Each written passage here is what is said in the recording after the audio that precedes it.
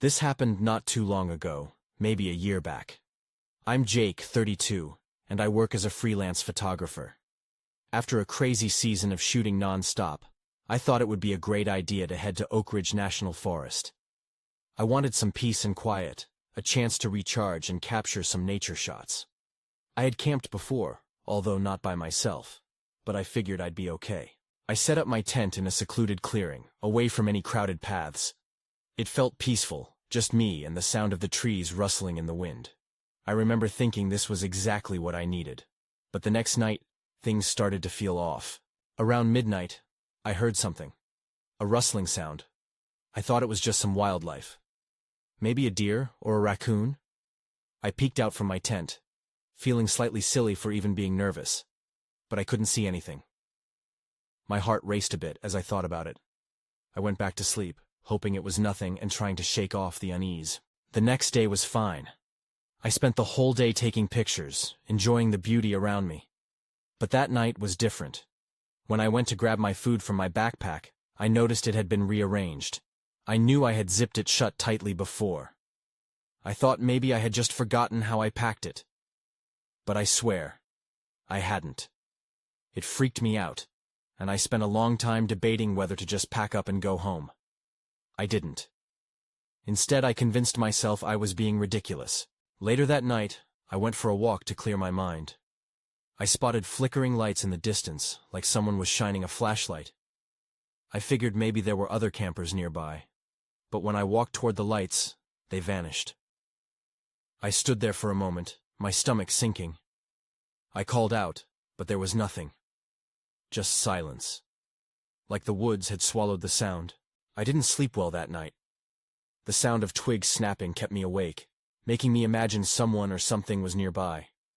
I felt cold and alone. I listened, but nothing happened. On my last night, I was exhausted. I tried to push all the strange happenings aside, convincing myself it was all in my head. Then, around dawn, I heard a voice. It asked, "Why are you here?" I froze. I swear I saw a shadow move near my tent. I bolted up, heart pounding. I looked out, but it was just the trees, nothing else around. I felt a chill run down my spine. I didn't pack up my things quickly enough. I still think about that trip, wondering if I imagined it all. But I know what I felt. I heard something out there. I can't shake that feeling of being watched. What was it? I'm not sure I'll ever know. What truly lurks in the depths of the woods? I drove back to Oakridge National Forest a few weeks later, though my heart wasn't fully in it. I couldn't stop thinking about my last trip. It haunted me. Yet I felt drawn back, curious to uncover the mystery of what happened. This time, I brought a few more supplies, including a flashlight and bear spray. I parked at the entrance and took a deep breath, hoping I wouldn't feel that heavy unease again. As I made my way back to the same clearing, the memory of shadows and whispers lingered in my mind. Setting up camp felt oddly familiar. I told myself I was being silly, and that nature was, after all, just nature. The first night passed uneventfully. I snapped photos of dusk streaming through the trees, capturing the beauty I had come for.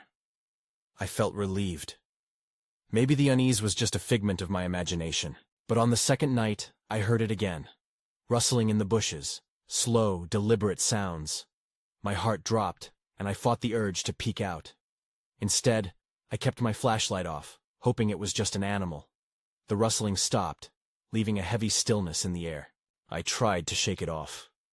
A part of me wanted to dismiss it, but I couldn't. I grabbed my camera for distraction and scoured the perimeter for anything unusual. That's when I saw it. Something small and shiny lying a few feet away from my tent. I approached cautiously, and my stomach twisted when I picked it up. It was a silver locket, intricately designed. I recognized it from photos I had seen, one that belonged to a missing hiker who disappeared in this very forest years ago. Holding it felt wrong. I dropped it immediately, fighting back a wave of nausea. What was it doing here, and how did it get to my camp? I wanted to leave right then, but part of me needed to know more. I spent the next day researching. I found articles about the disappearance and investigated forums where people shared tales of strange occurrences in the forest. I was dubious, but some claimed they'd seen strange lights, heard voices, even felt a presence watching from the trees. The reports echoed my experience. That night, I sat outside my tent, flashlight poised and ready. I listened, the serenity shattered by the chirping crickets. It was then I noticed flickered lights dancing among the trees, like an echo of the past. Despite every rational thought urging me to ignore it, I grabbed my flashlight and headed toward the flicker. As I approached, the lights dimmed, revealing a figure just beyond the trees, dark and fleeting. My breath caught in my throat. Was it real? I blinked, and it was gone, swallowed by the shadows. Panic surged through me, mixing with adrenaline. I turned back to the tent, heart racing. But my tent, my only refuge, had been moved. It was now partially unzipped, flapping gently in the wind. A sick feeling settled in my stomach. I was not alone anymore. What was happening? Why was the locket here? Who, or what, was watching me? As darkness closed in, I suddenly felt the urge to run. But then I heard a voice, soft but clear, whispering from deep within the trees. "Come find me." I realized I had a choice, and the forest was waiting. I paused for a moment, weighing the voice against my instincts. My feet felt rooted in place, as if the forest itself held me back. "Come find me." The words echoed in my mind, and despite every rational thought screaming at me to run, curiosity clawed at my gut. I took a shaky breath and stepped toward the voice. The moon hung low, casting eerie shadows across the ground. The whisper tugged at me, leading me deeper into the trees. I moved cautiously, my flashlight illuminating the path. But shadows danced just beyond the beam, keeping me on edge. I swept the light back and forth, half expecting to see that fleeting figure again. I walked for what felt like an eternity. A part of me was aware that I could turn back, but I pressed on. That's when I stumbled upon a small clearing, significantly different from the one where I had camped. An air of stillness enveloped me. It felt like the forest was holding its breath. In the center lay an old stone altar, covered in moss and vines. A chill ran down my spine. I felt drawn to it. Just beyond the altar, the ground was disturbed, like someone had recently dug there. I knelt to look closer, and that's when I saw it. Another locket, half buried and tarnished. My heart raced as I recognized it. It was identical to the first, eerie and unsettling. I hesitated before gripping it in my palm, cold metal against my skin. As soon as I touched it, a rush of memories assaulted me. Flashes of faces, sounds of laughter, intertwined with images of fear and desperation. I gasped, dropping the locket, my hand trembling. Then, laughter burst from the trees, youthful yet chilling. It echoed through the clearing, curling around me like smoke. I spun around, scanning for the source. Just then, I caught a glimpse of movement from the corner of my eye. It was a figure, darting into the darkness just out of reach. I bolted toward my camp, heart pounding in my chest. My mind raced with questions. What was happening? Why were those lockets here? Who were the figures I saw? As I reached the edge of the clearing, I heard the voice again, closer this time. "Stay with us." The words were entangled in the laughter, unsettling, yet inviting. My pulse quickened. I didn't want to turn around, but the call was magnetic. I stumbled, nearly losing my footing. When I finally reached the tent, I yanked the zipper closed behind me, panting heavily. I held my breath, straining to hear. The laughter faded, but the whispers lingered just on the edge of my consciousness. I fumbled for my flashlight and shone it outside, desperate for any sign of what was lurking in the dark. But the silence came back, heavier than before. Just when I thought it was over, my heart sank as I heard a soft tapping against the tent, rhythmic and deliberate. Something, or someone, was right outside. I pressed my back against the tent wall, heart hammering. The tapping didn't stop. The sound thudded like a heartbeat, steady and unyielding. I wanted to scream, to call out, but my voice felt trapped in my throat. I could hear nothing else, just the gentle rustle of leaves and the relentless tapping. With trembling hands I reached for my phone, hoping to find some comfort in light or maybe a call for help. But when I turned it on, the screen flashed a no service notification. Panic surged through me. I was disconnected. Alone. The tapping grew louder, more insistent. "Who's there?" I finally managed to whisper, my voice barely above a breath. No response. Just the tapping. I couldn't tell if it was fingers or something else, but the sound seemed to shift, as if the source was moving around the tent. I held my breath, straining to listen. Then I heard it, the unmistakable sound of a zipper. My stomach dropped. I had zipped it closed tightly. How was it possible? I watched in horror as the zipper began to inch down, the fabric separating with a quiet hiss. I scrambled back, pulling my knees to my chest, confusion and fear crashing over me like waves. What was out there? The voice, the laughter, the lockets. All of it started to swirl together into a nightmare I couldn't escape. The tent let out a soft sigh as the zipper parted. I didn't dare move. My flashlight flickered wildly in my hand, casting erratic shadows that danced ominously along the interior walls. Then it opened. Not fully, but just enough for a small gap. I squinted into the darkness, expecting to see the glint of eyes or the outline of a figure. Instead, the clearing remained empty. But that's when I saw something shift in the shadows. A pale hand reaching through the opening. Panic electrified my limbs, and I bolted toward the back of the tent, my heart racing. "Stay with us." The voice echoed again, fading in and out like a broken record. I couldn't take it. I had to get out. I glanced back at the opening before shoving my shoulder against the wall of the tent. The thin fabric felt like a flimsy barrier against whatever was out there. I pushed with all my strength, and the tent collapsed behind me, spilling me out into the cold night air. I stumbled to my feet, flashlight clutched in my hand, and I bolted into the trees. Branches whipped against my face and legs as I ran. I didn't look back. I just needed to get away. But as I sprinted deeper into the forest, I felt that familiar chill creep up my spine. The laughter echoed again, surrounding me from all sides. It felt like they were toying with me, leading me farther from safety. That's when I saw it. A figure standing between the trees, illuminated by the moonlight. A child with eyes so wide, so hauntingly familiar. "What do you want?" I shouted, half desperate, half terrified. And then everything went dark. I woke up, gasping for air. The ground felt cold and hard beneath me. I blinked rapidly, trying to readjust my vision, but an eerie mist hung in the air, blurring everything. It took a moment for the memories to crash back. The tent, the laughter, the child. Panic surged through me again. I shot up, frantically scanning my surroundings. I wasn't in the clearing anymore.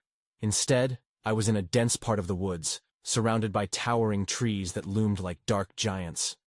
My flashlight lay a few feet away, still flickering weakly against the damp soil. I grabbed it and steadied my breath, fighting the urge to scream. "Hello?" I called out, my voice steadying as I braced myself. "Is anyone there?" Silence swallowed my words. The laughter was gone, replaced by a heavy stillness that pressed down on me. I took a tentative step forward, heart racing. My mind spun with confusion and fear. What had happened? Then I spotted movement from the corner of my eye. A flicker of white, and then nothing. I turned, but saw only shadows slinking back into the underbrush. My throat tightened.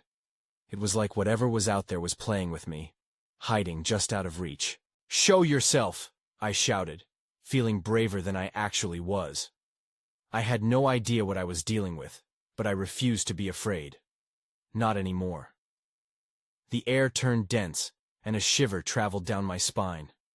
I turned to head in the direction I thought was back to my campsite, but I immediately felt it again. The tug of that familiar chill surrounding me. I pressed my back against one of the trees, catching my breath as I focused on not letting the panic overtake me. That's when I noticed crooked footprints etched into the soil, clearly visible against the dark earth. I bent down, tracing the patterns with my fingers. They didn't look like human prints. They were smaller, too uneven and jagged. I could almost feel the ground vibrating like it was pulsating beneath me. A sudden rustle nearby made me freeze. I whipped around, flashlight beam cutting through the darkness, illuminating a patch of bushes. My stomach dropped as a low growl rumbled from the shadows. "Get away from me!" I yelled, raising the flashlight like a weapon. The growling stopped. In that heavy silence I heard something else.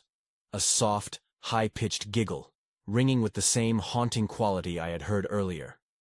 It echoed around me, bouncing off the trees, and I felt a wave of nausea wash over me. Suddenly, a flash of white darted in front of me, just a blur.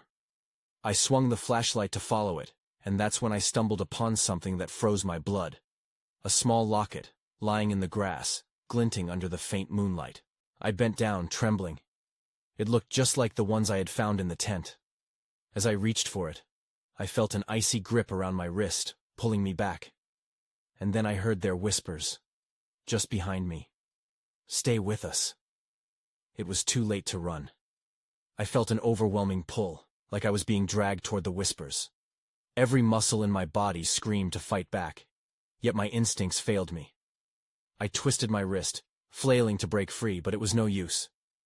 The grip tightened, cold and unyielding. "Let go of me!" I shouted, panic flooding my voice. The giggling returned, echoing around me, and then silence. I took a deep breath, hoping to steady myself, but the stillness hung heavy. The whispers stopped, leaving only the sound of my own heartbeat pounding in my ears. I finally managed to wrench my wrist free, the air suddenly feeling warmer as whatever force had held me released its grip. The locket still lay on the ground, untouched, as if daring me to pick it up again. My heart raced as I knelt down slowly, fingers trembling. It felt significant, heavy with meaning, yet I couldn't understand why. I picked it up and opened it, revealing a tiny photograph inside. A child, with dark curls and a mischievous grin. I felt bile rise in my throat. Why did it feel like I knew that face? Just then, something shifted in the shadows again.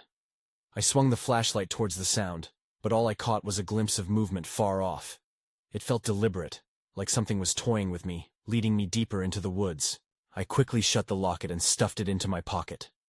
Standing, I scanned my surroundings. The trees felt like they were watching me, their branches reaching out like twisted fingers. The growl from before rumbled low again, but this time, it came from directly in front of me. I turned, my flashlight beam catching a flash of eyes reflecting back at me. A pair, low to the ground. My breath caught in my throat as more shapes emerged, each darker than the last. They had wild, tangled fur and grotesque features, their mouths curled into something that looked like a grin. I stumbled back, the flashlight flickering. "Stay away!" I yelled, backing into the tree behind me. The creatures moved closer, their growls rising into a chorus that surrounded me. I felt trapped, but then I remembered the locket, the child in the picture. Maybe it meant they weren't here to hurt me. I needed to find out more. The creatures paused, their eyes locked on mine. I held the flashlight steady, taking a deep breath. "What do you want?" I asked, my voice trembling. One of them stepped forward, tilting its head. The growl softened, morphing into a sound resembling a croon. I hesitated, not sure what to make of it. Then, before I could react, the ground beneath me began to tremble. The shadows swirled, forming a thick fog that enveloped everything. Panic surged again, forcing me to turn and run. I sprinted through the trees, guided only by instinct. I could hear the creatures behind me, but I didn't look back. I dodged branches, feeling the sting on my skin as I pushed through the underbrush. "Help!" I screamed, desperate. "Somebody help me!" And just like that, everything went dark. I woke up, gasping as my eyes fluttered open. The world felt strangely muted. I lay on the forest floor, the soft earth beneath me a welcome contrast to the panic inside. My flashlight had rolled away, its light a distant flicker. I scrambled to my feet, my heart racing yet again, adrenaline flooding my system. Slowly, I took in my surroundings. The fog was thicker now, swirling like a living thing, wrapping around the trees which loomed overhead, their branches clutching at the air. Everything felt different, distorted, as if I had crossed into some alternate reality. "Hello?" I called out, my voice echoing into the thick silence. No answer came. just the faint rustling of leaves and the distant snap of a twig. I summoned my courage and took a cautious step forward. I had to find the locket or the flashlight. Maybe they held the answers to what was going on. As I walked, I felt the eeriness close in around me, the shadows lengthening. The air seemed charged, like something ancient was awake, watching me. The ground was uneven, and I lost my footing, stumbling into a small clearing. It was then that I saw it, a figure standing at the edge of the trees. My breath caught. It was a girl, no older than 8. She wore a pale white dress that billowed even without wind, her dark curls framing a face that looked almost familiar. "Help me," she said, her voice sweet yet haunting. "Please, come play with me."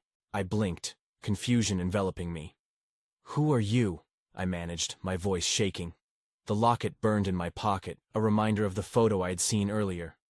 "Don't you want to play?" Her grin widened, but there was something unsettling about it. I took a step back. I think I should go." The girl's brow furrowed, and the air around me chilled. It felt like I was being pulled again, though it wasn't physical. There was an urge to obey her, to get closer, but I fought against it. "Wait!" I shouted. "Why do I feel like I know you?" The grin faded from her face, replaced by a look of sorrow. "You have to remember," she whispered. "It's not safe here." Before I could respond, she vanished, swallowed by the fog as if she had never been there. I blinked, the reality of her existence tearing at the edge of my mind. Suddenly I heard laughter, ringing, innocent, but chilling. It didn't sound far off, yet I couldn't tell which direction it came from. "This isn't real," I told myself, trying to steady my breathing. But then, as if mocking my thoughts, shadows emerged around me again. I spun around to see more creatures, their eyes glowing in the fog. They moved with a purpose, advancing toward me in an almost synchronized manner. My heart raced as panic took over. I backed toward a tree, feeling the rough bark scratch my skin. The growls started again, low and rumbling, filling my mind with dread. I needed to escape, but the laughter grew louder, a mad chorus that echoed in the fog. Without thinking, I turned and ran again, deeper into the woods. I didn't know where I was going. I just knew I had to get away. That's when I saw it. A single beam of light breaking through the fog. Hope surged in my chest. I sprinted toward it, praying it wouldn't vanish like the girl did. But as I got closer, anxiety twisted my stomach. What if it led me straight to the creatures? What if it was a trap? I hesitated, the light flickering in and out. A decision had to be made, and fast. I took a deep breath, feeling the weight of the locket in my pocket as I stepped toward the light again. That's when I realized there might be no turning back now. I edged closer to the light, each step filled with equal parts hope and fear. The beam pulsed like a heartbeat, steady but uncertain. As I reached the clearing where the light shone brightest, reality twisted again. Instead of illuminating the space, it transformed into a flickering outline of a cabin. The air hummed, buzzing with energy, and the warmth from the light wrapped around me like a comforting blanket. I hesitated at the threshold, the wooden door hanging slightly ajar. Memories of the girl flashed through my mind, and I clenched the locket tighter. The girl had warned me it wasn't safe here, but I couldn't just stand in the shadows, letting the creatures close in behind me. "Hello?" I called, my voice breaking as I pushed the door open. It creaked like it hadn't been used in years. Inside, dust danced in the light, swirling around forgotten furniture. There was an old, rickety table with a faded map spread across it, marked with strange symbols. I stepped inside cautiously, the door slamming shut behind me. Panic grabbed me again. I spun around, but the door wouldn't budge. I was trapped. "No, no, no!" I muttered, pounding on the wood. Then I heard it. The growling, closer now. I turned back to the cabin and scanned my surroundings. The low, guttural noise came from the back room. Curiosity mingled with fear as I weighed my options. If I stayed here, I would be cornered. If I explored, I might find out what was lurking. Taking a deep breath, I tiptoed toward the back room, feeling the vibrations of the growls through the floor. As I stepped closer, the air thickened, and shadows seemed to creep along the walls. I reached the doorway and peeked around the corner. The sight was shocking. A small, tattered beam of light broke through a boarded-up window, illuminating a strange sight. A figure hunched over something on the floor.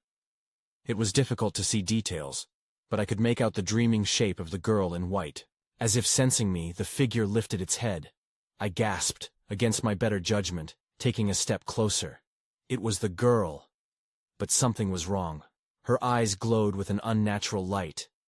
"You found me," she whispered. "Now you have to choose." "What do you mean?" I stammered, heart racing. "What are you talking about?" "Stay with me," she said, her sweet voice slithering around me. "Or leave this place forever." My pulse quickened. The growling was louder now, echoing through the cabin. I caught sight of shadows moving just outside the window, dark shapes lining the wood. They stood ready, waiting for my decision. "What if I don't want to choose?" I asked, desperation creeping into my voice. The girl's smile faded. "You must," she replied, her tone suddenly ominous. "You must choose, or they will choose for you." In a split second, the realization hit me like a wave. I had stumbled into something much larger than my initial fight for survival. Without another thought, instinct kicked in. I turned back toward the front door, my heart pounding. I had to escape before the shadows closed in. But as I flung open the door, I came face to face with the creatures I had tried so hard to flee. Now they were no longer just shadows. They were real, and they were hungry. The girl's voice echoed in my mind as I backed away. "You're running from the truth." And just like that, everything went dark. I awoke to find myself on the cabin floor, cold and damp. The shadows that had surrounded me moments before were gone, as if they had never existed. I rubbed my eyes, disbelief flooding my senses. Had I truly been dreaming? But then, I noticed the girl was gone as well. The feeling of loss mixed with confusion. The cabin felt different now. Quieter and more foreboding. I could still hear the echo of growls in the distance, but they were muffled, fading into the woods. I stood up, shaking off the disorientation, deciding I needed to leave. I approached the front door, still ajar, but I hesitated. Could the creatures still be lurking outside? I carefully pushed the door open wider, inching my way into the sunlight. The world outside was unnaturally still, as if holding its breath. With every step, the chill in the air deepened. I scanned the clearing, hoping for a sign of life or a way out. Something caught my eye at the edge of the clearing. It was the faded map I'd seen earlier, fluttering on the table. I needed answers, but the growls from the woods reminded me of my urgency. I turned my back on the map, forcing myself to focus on escape. Just then, a sharp snap echoed through the silence. I froze, heart racing. The sound came from the tree line. Panic surged through me, and I dove back into the cabin, slamming the door behind me. The warm light returned, but it no longer felt comforting. It felt like a trap. I backtracked to the dark room where I had seen the girl. It was empty, but something protected against the shadows lingered in the air. I needed to find a way out of this nightmare. I scanned the walls for another doorway or window, anything that could give me an escape route. Then I noticed a small panel hidden behind some old crates. I rushed over, half expecting it to be locked. With a quick shove, the panel creaked open, revealing a narrow passage descending into darkness. I hesitated, wondering if it might lead to safety, or just deeper into danger. The muffled growlings returned, louder this time, more urgent. I could not waste any more time. I squeezed through the entrance, the cool air brushing against my skin as I began to descend. The tunnel was damp and narrow. Each step felt like it propelled me further away from light and hope, but I was driven by sheer desperation. The growls echoed above me, higher and angrier. I felt the weight of something relentless pursuing me. Just as I reached the bottom, the passage opened into a small underground chamber. I stumbled into an eerie, phosphorescent glow illuminating the strange carvings on the walls. As my eyes adjusted, I noticed something in the corner, an old chest covered in dust. I rushed over, hoping for something that could help me. But just as I reached for it, a loud crash echoed above, shaking the chamber. The entrance shifted, closing off my escape. Panic surged through me again. Then, a chilling whisper curled around my mind. You must choose. I turned around to find the girl standing at the edge of the glow. Choose what? I shouted. Leave this place or stay with me. The shadows loomed larger, and I felt trapped again, caught between two dire fates. I had thought I was escaping, but in reality, I was only plunging deeper into the unknown. And now, my choice had become more complicated than ever. I couldn't breathe. The girl stood there, a split in my reality, illuminated by that ethereal glow.